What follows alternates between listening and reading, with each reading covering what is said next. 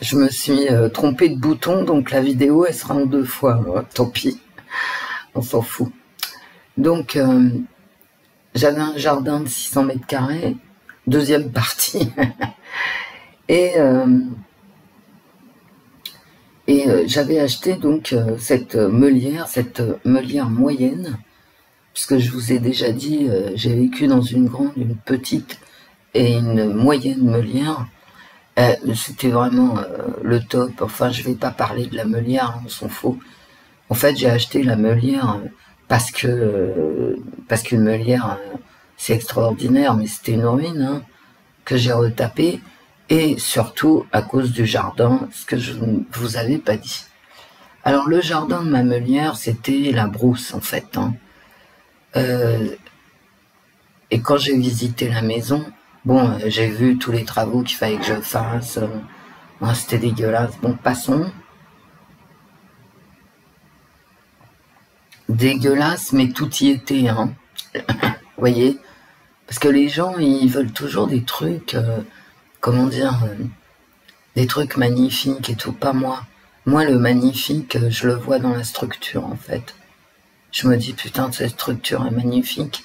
Et vous savez, à l'époque des meulières, on avait il y avait la cuisine à part, et puis il y avait le salon et la salle à manger. La salle à manger toujours plus grande que le salon, d'ailleurs, dans les meulières, avec de temps en temps des passe-plats avec la cuisine fermée, et surtout les doubles portes vitrées, vous savez, qui se rabattent entre le salon et la salle à manger. Tout était resté d'époque, voilà. Et ça, moi, je trouve ça super. Voilà, je casse pas. Moi, je casse pas. Enfin, je casse des trucs, mais pas ça, par exemple. C'est topissime, ça. Et donc, bon, je visite avec l'agence, et je sors il y a un perron, bien sûr, avec, vous savez, le petit auvent en verre, et puis, enfin, tout joli. Et par derrière, par la cuisine, il y a un autre perron qui donne sur un jardin. Et là, quand j'ai vu le jardin, j'ai dit, ah ouais, d'accord. Et le jardin, c'était la brousse. Ok? Donc, t'avais...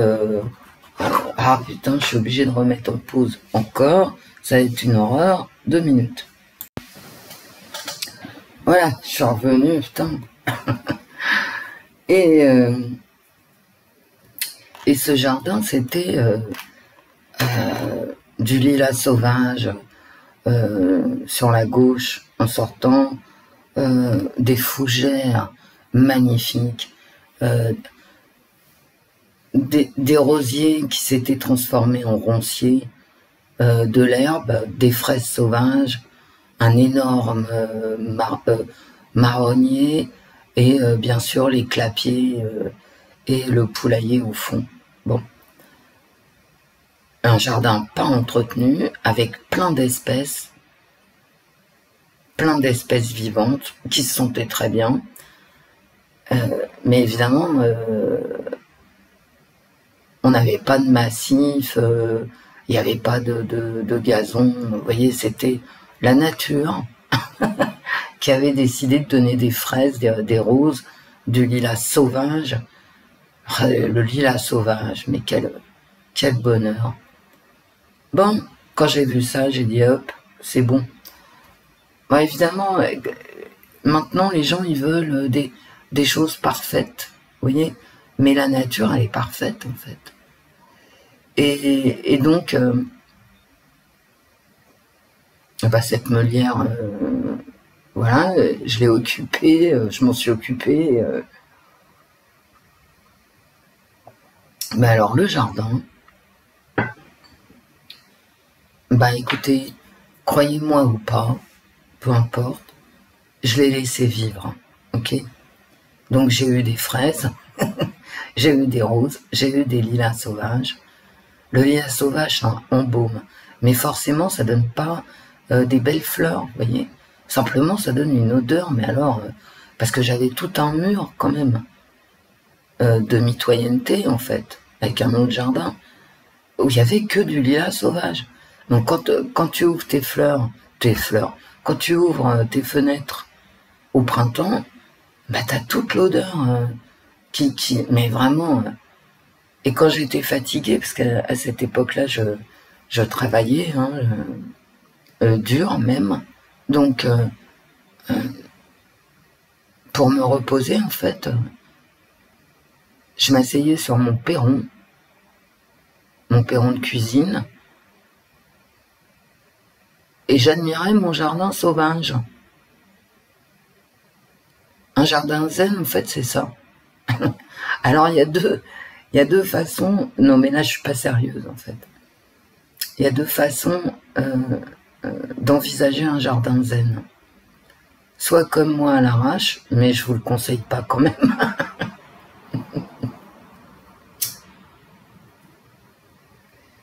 C'est-à-dire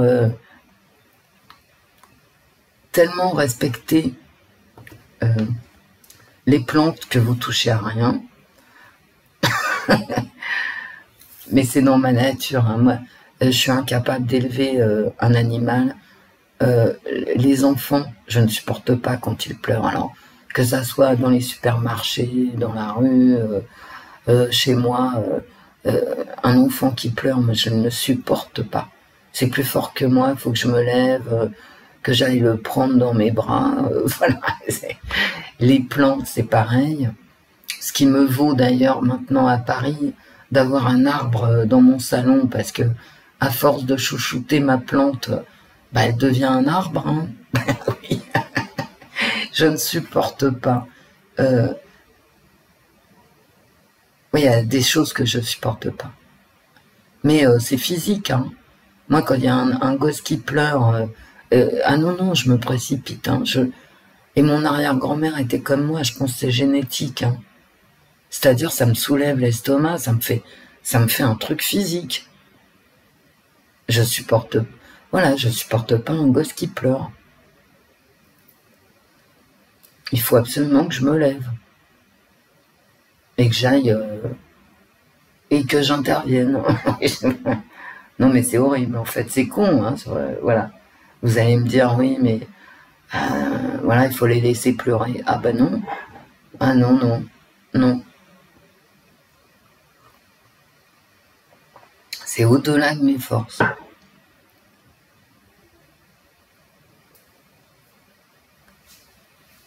Donc, un jardin zen, c'est de l'eau, de la terre arable, et là-dessus, alors à l'arrache,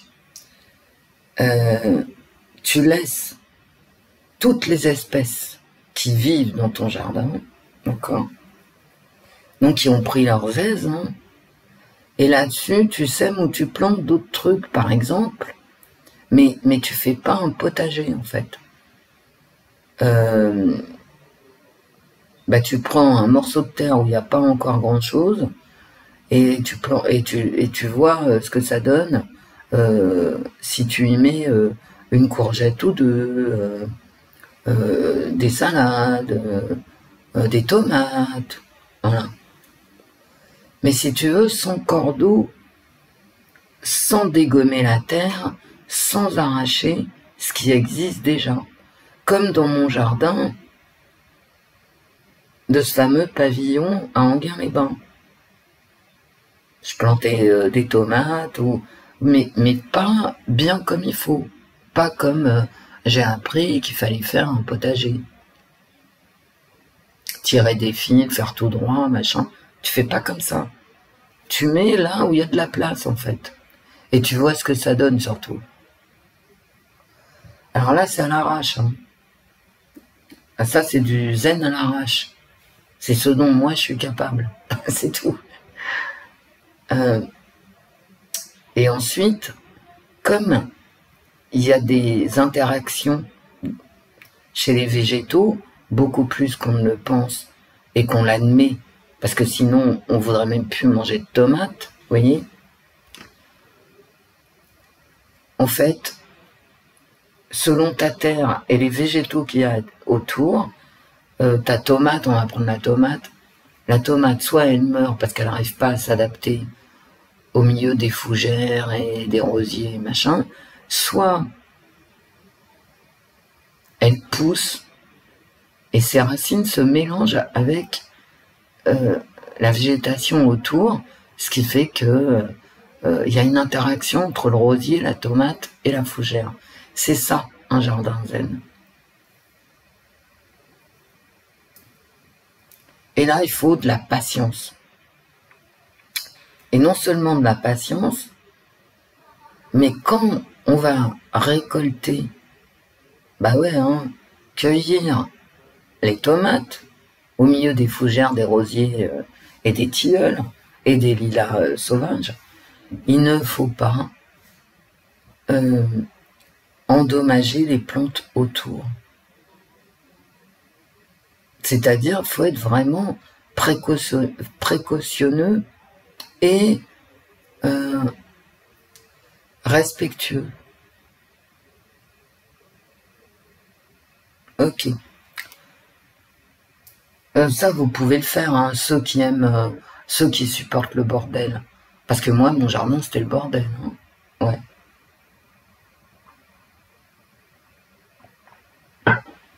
Et je sais que c'est plus la mode, hein, les bordels. Voilà. Parce que tout ça, c'est une question de mode, hein, tout simplement. C'est spirituel aussi, hein, ça ne vous aura pas échappé. C'est laisser la vie faire, ok? Faut de la patience, faut de l'amour, faut du respect. Et alors, contrairement à ce qu'on peut penser, bon alors il y a des espèces qui s'acclimatent, par exemple les tomates. Je dis n'importe quoi, hein, parce que selon la qualité de votre terre à vous et de votre eau notamment, et des espèces qu'il y a autour, tout change, hein, attention. Hein. Vous voyez, un jardin zen, c'est subtil. Donc la tomate, eh ben, elle va s'épanouir comme la fougère, d'accord, comme le rosier, comme les fraises sauvages, et vous allez avoir de superbes tomates. Soit elle va pas s'acclimater, la tomate. Mais ça, vous ne saurez jamais pourquoi, hein, parce que vous n'êtes pas ingénieur agronome, et moi non plus. Mais alors, si la tomate s'acclimate pas, les courgettes, oui, elles vont s'acclimater. Ou vos laitues, d'accord, ou vos carottes. Et vous savez pas. En fait, au départ, quand on part comme ça, on ne sait pas ce qui va s'acclimater. Bon, la beauté de la chose, bien évidemment, en plus de tout le côté spirituel et contemplatif, hein, ouais, parce qu'il y a du contemplatif beaucoup, c'est qu'à la fin, les espèces se mélangent. Il y a une interaction, et que pour prendre la tomate, par exemple, elle aura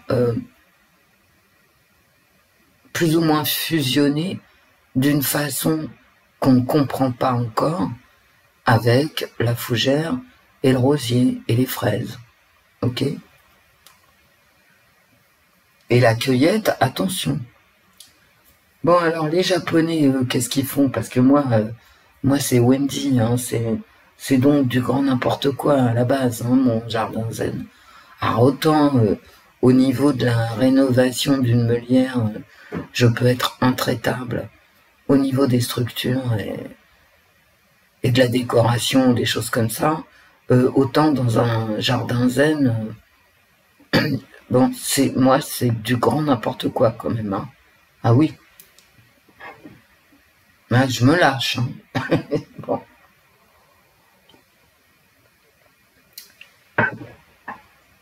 Je me lâche dans n'importe quoi. Ouais. Ah oui. Les Japonais, ils se lâchent pas, d'accord? C'est pas Wendy, hein, c'est du sévère. Donc, ce que font les Japonais, c'est ce que je suis en train de vous expliquer avec mes fougères, mes tomates et mes carottes, mes rosiers et tout ça, mon lilas. C'est exactement la même chose, sauf que ils étudient les espèces qui vont vivre et les espèces qui vont pas s'acclimater parce que la végétation autour n'en voudra pas, voilà, voudra pas que sur son territoire et il y a des carottes et des tomates.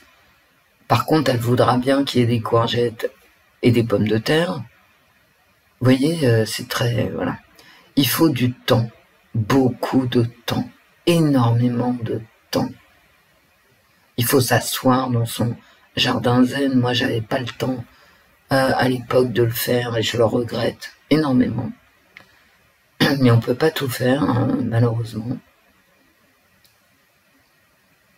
Et ensuite, alors le jardin zen, le vrai, le japonais, pas le mien, hein, faut savoir ce que c'est le jardin dont, qui produit le plus au mètre carré, à l'hectare, comme vous voulez. C'est-à-dire que la récolte, elle est énorme. Et tu touches à rien, ok? Tu laisses juste la nature faire. Pourquoi tout le monde ne fait pas de jardin zen? Parce qu'il n'y a pas plus bio, hein, parce que là tu mets pas... moi de toute façon je mets pas d'engrais, je mets jamais rien. Hein. Donc soyons clairs, je ne mets jamais rien. Je veux bien mettre du fumier de cheval, mais c'est à peu près tout. Hein.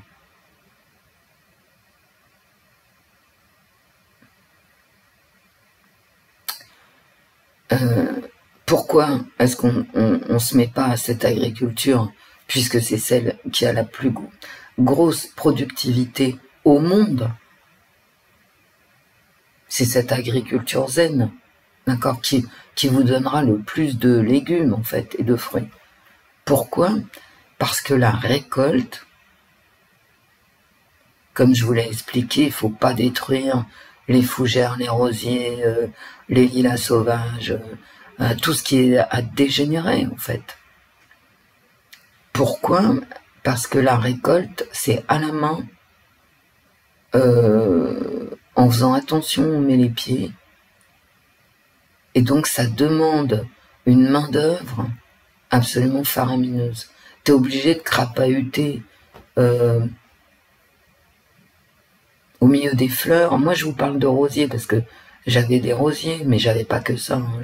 J'avais d'autres fleurs qu'on voyait pas, hein, parce que, enfin, qu'on voyait pas. Il fallait vraiment s'avancer avec précaution pour les voir.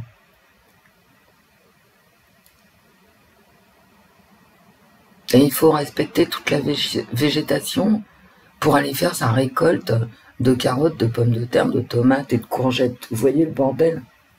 Donc les gens, tu les payes hein, pour faire ça. Le mec qui a le jardin zen, il peut pas, lui, tout seul, faire la récolte sur des hectares. Admettons, le gars que j'avais étudié, il avait quoi 4-5 hectares, pas plus, mais il pouvait pas. Hein. Donc t'as un problème de paiement de main-d'œuvre. Donc c'est adapter ces jardins zen aux familles. Parce que bon, on va retourner à la France rurale des années 50. C'est les gosses qui allaient ramasser les melons, hein, voilà. L'agriculteur, et c'est pour ça qu'on a les vacances scolaires en France. C'est parce que quand ils ont mis sur pied Jules Ferry, l'école obligatoire, la France étant une France d'agriculteurs, et ben juillet-août, les gamins, ils étaient réquisitionnés pour les moissons, les récoltes, les melons, voilà. Les arbres fruitiers, les vignes, tout ça. Bah au Japon, c'est pareil, hein, c'est pareil partout. Dès qu'on prend une société rurale, c'est pareil. Bah oui, pas de miracle. Hein.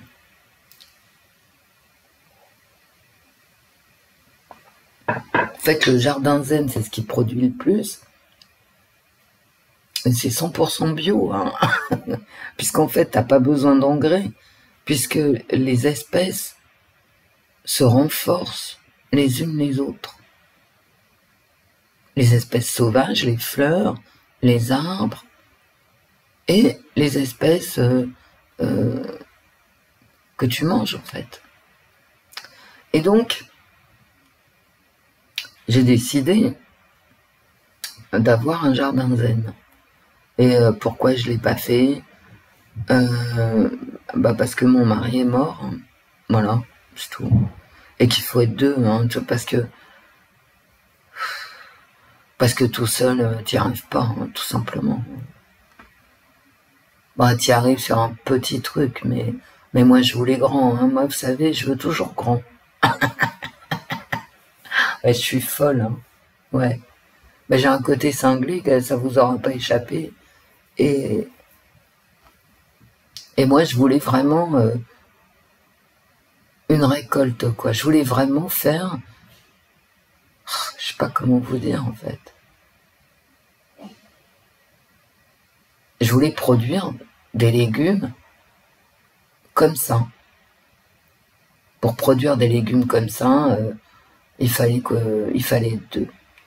Alors, le truc, je fais encore une pause, j'espère que je vais pas faire de bêtises. Je cherche un café. Bon, alors, je suis revenu avec ma tasse pleine. Qu'est-ce qui se passe d'autre dans les jardins zen? Et pourquoi je voulais être deux? Parce que t'as une chimie de la terre, ok? Toutes les terres ne sont pas égales.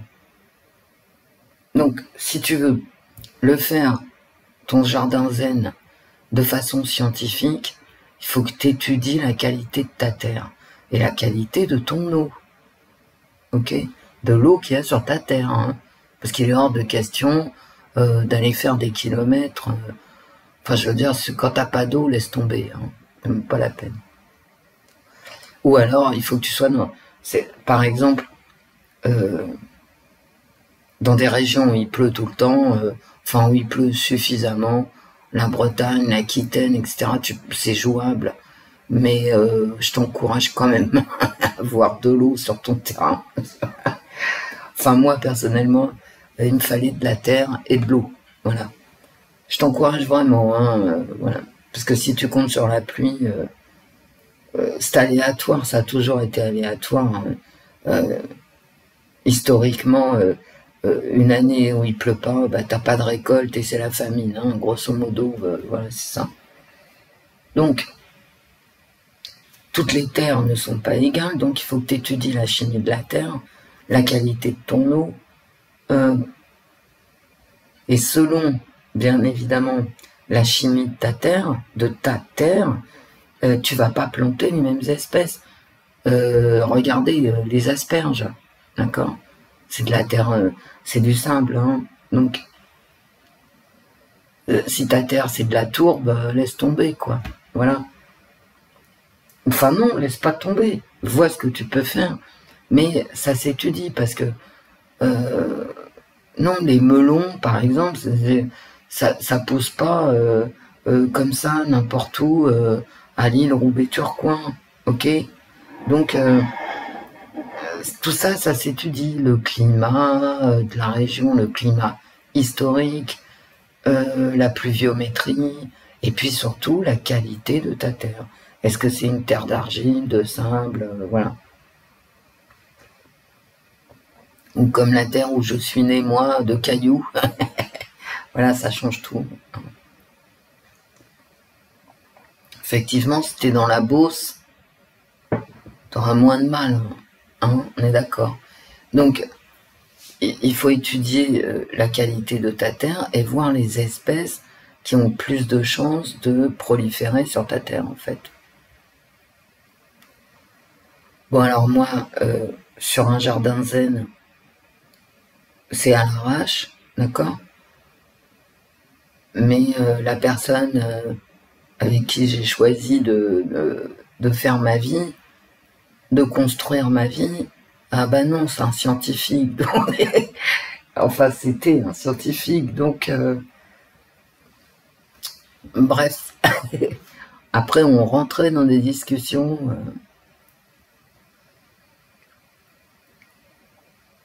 Des discussions difficiles pour moi, parce que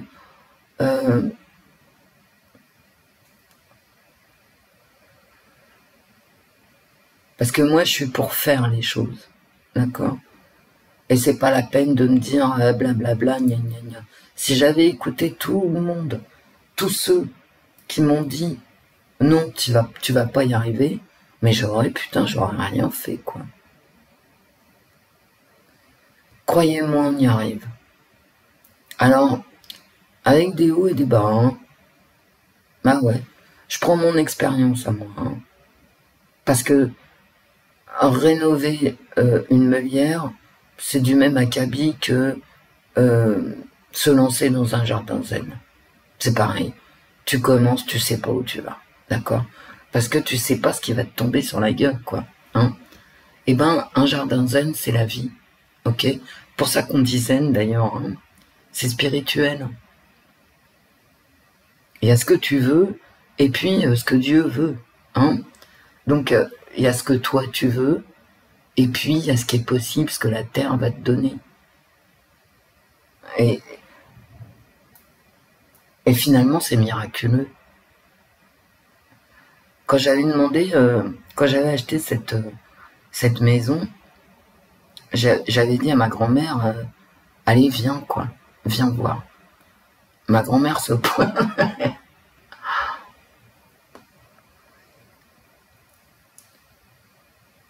Et ma grand-mère, c'était une femme d'une autre époque, et une femme de la ruralité.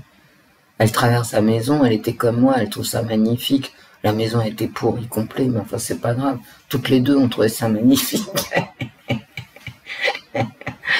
Ah ouais, vous savez, ma grand-mère était comme moi, elle avait peur de rien, hein. Et c'est plutôt moi qui étais comme elle, hein, qui suis comme elle. Et quand je lui ai dit, mais viens voir le mieux, le plus beau, quoi, et que j'ai ouvert cette porte qui donnait sur ce jardin, mais magnifique, quoi, c'était un jardin de fées, quoi. Moi, j'avais un jardin de fées. Et j'ouvre la porte et de la cuisine et du perron, elle regarde le jardin qui était un fouillis, mais invraisemblable. Elle se tourne vers moi, elle me dit, mais quelle beauté.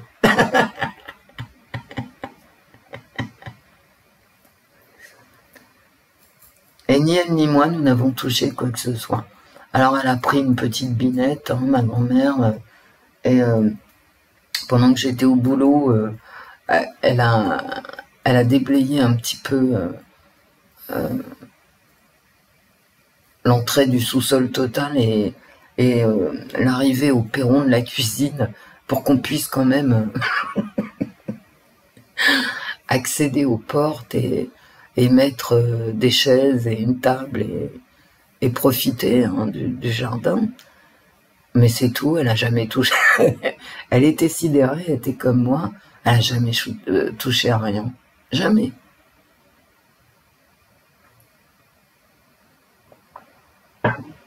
On n'a jamais rien touché. J'ai jamais osé toucher ce jardin. Et devant la maison, bien sûr, elle a mis des géraniums. Je m'en de rien. Mis des géraniums. Bah, c'était sympa, hein. Voilà. Ça faisait une maison normale à la fin, quoi. Quand tu rentrais, t'avais 2-3 géraniums. Par contre, derrière, c'était le bordel, c'était la jungle. Bon. Et donc, si vous voulez le faire, rien ne vous en empêche. Simplement, il faut du temps. Et quand ça m'a pris le jardin zen, bon, c'était décidé, j'allais le faire. Bon, après, Dieu en a décidé autrement. La mort est arrivée. Mais j'étais déjà pas toute jeune, quoi. Et je savais qu'il fallait 20 ans. Hein. Il faut 20 ans, hein, pour que vraiment tout soit en équilibre. Parce que un jardin zen, c'est l'équilibre entre les espèces végétales. Donc il faut 20 ans. Bah ouais, hein, la nature, c'est la nature, tu peux pas aller plus vite que la musique. Hein. Il faut que tu saches comment tes tomates vont interagir et qu'elles prennent leur place et tout et tout. Vous voyez? Mais c'est pas grave, moi j'étais prête. Voilà. C'est le seul projet complètement dingo. Bah, dingo selon tout ce que j'ai pu entendre hein, comme mise en garde, que je n'aurais pas mené à bien, et c'est le seul projet en fait, et vraiment je le regrette. Bon maintenant il est trop tard, hein, puis toute seule, parce qu'il faut me supporter hein, dans les projets, hein, parce que même si les gens ils disent ouais je vais faire ça avec toi, Wendy, bah, ils me connaissent pas en fait. Hein.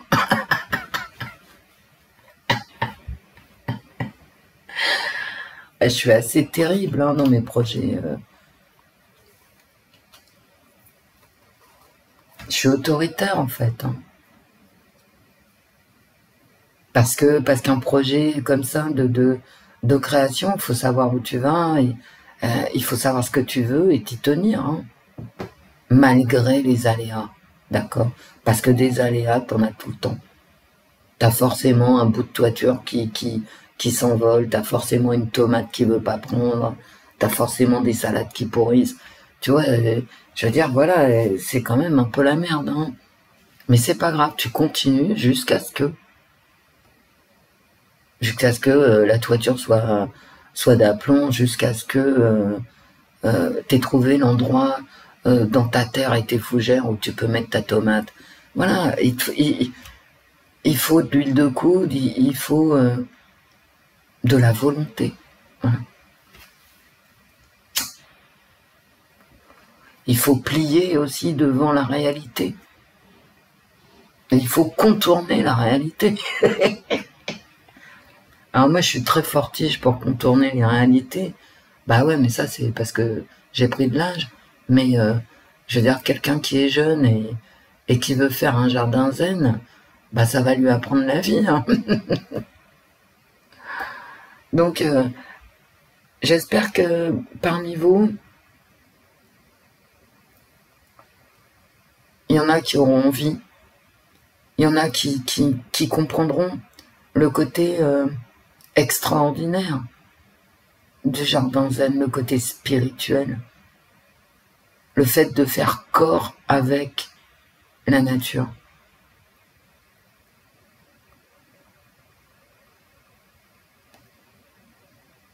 En fait, c'est comme toutes mes vidéos de nuit, je sais pas pourquoi je vous raconte ça en fait.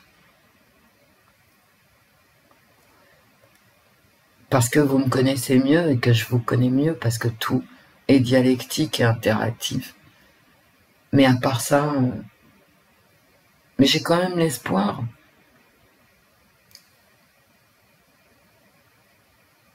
que certains d'entre vous se pencheront sur cette culture zen, sachant que vous n'y perdrez rien au final, mais que c'est un énorme investissement de temps, et y compris d'études. Je vous conseille pas de faire ça seul. Hein. Vous pouvez faire ça seul, je l'ai bien fait moi, mais donc vous pouvez le faire. Hein.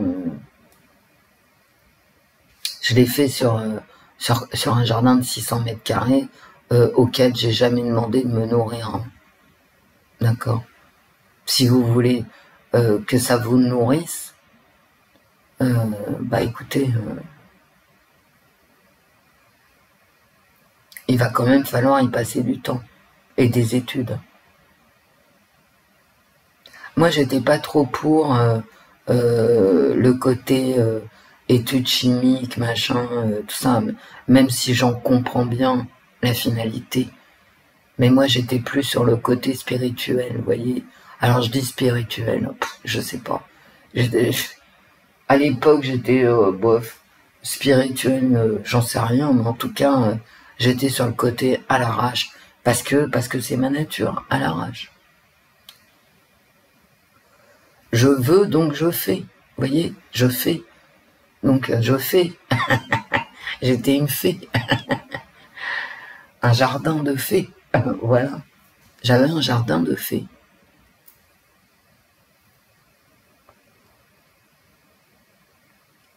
Et ça marche. Ça marche. Le côté positif de cette vidéo, c'est si vous avez un lopin de terre comme ça, complètement sauvage, ça marche. Essayez, vous verrez, ça marche. Par contre, respectez les végétaux vivants sur votre terre. Parce que s'ils sont vivants et beaux, moi, mes fougères, en plein Enghien-les-Bains, non mais attendez, c'était des fougères de forêt, quoi. Bien évidemment, je les ai jamais touchées, ma grand-mère les a jamais touchées. Vous voyez, il y a un respect quand même. C'était des fougères, mais magnifiques.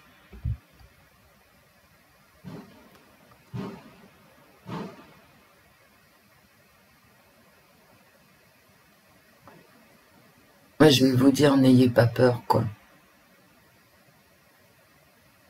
Pourquoi il vaut mieux être deux? Parce que la terre est basse, hein, mes amis.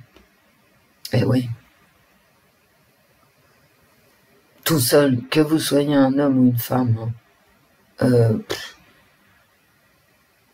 c'est quand même... c'est difficile. Tout est difficile. Si vous êtes un couple, quand on est un homme ou une femme seul, tout est difficile. C'est pas une question de sexe. Hein. C'est une question... il faut être deux pour ce genre de truc. Et il faut y croire à deux. C'est quand même beaucoup mieux. C'est pour ça qu'ensuite, j'ai laissé tomber. Et puis, il y a le deuil aussi. Hein. Donc...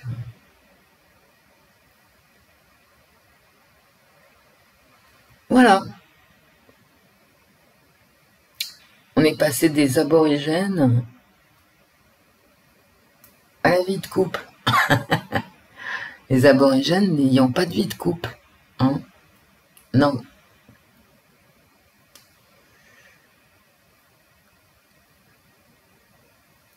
Enfin ça, on peut le faire.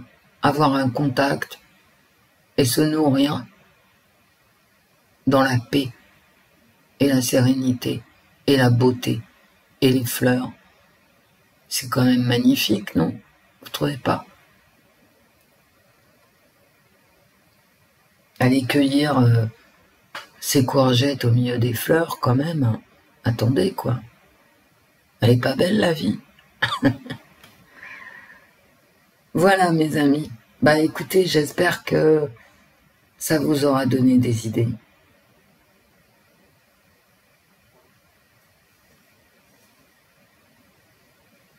Je n'ai jamais coupé un arbre de ma vie. Merci, mon Dieu. Voilà. Je vous embrasse très très fort, mes amis. Très fort. Vous me direz si ça vous a donné des idées ou pas. J'espère. J'espère. Bon, ça prend pas 20 ans, mais si vous prenez un terrain nu, ça vous prend 20 ans. Si vous prenez un terrain sauvage, non, ça va pas vous prendre 20 ans. Sauvage, où il y a des espèces qui prolifèrent, quelles qu'elles soient, ça vous prendra beaucoup moins de temps. Ça vous prendra 5 ans. Voilà. Parce que l'équilibre, il va se faire devant vous très vite, de saison en saison. Donc 5 ans après, vous aurez compris hein, les espèces adaptées et les espèces inadaptées. Mais si vous prenez un jardin avec du gazon, ça va vous prendre quand même un peu plus de temps. Quoique, vous pouvez planter et semer tout de suite et vous verrez bien. Et ça, c'est la méthode expérimentale. La méthode Wendy.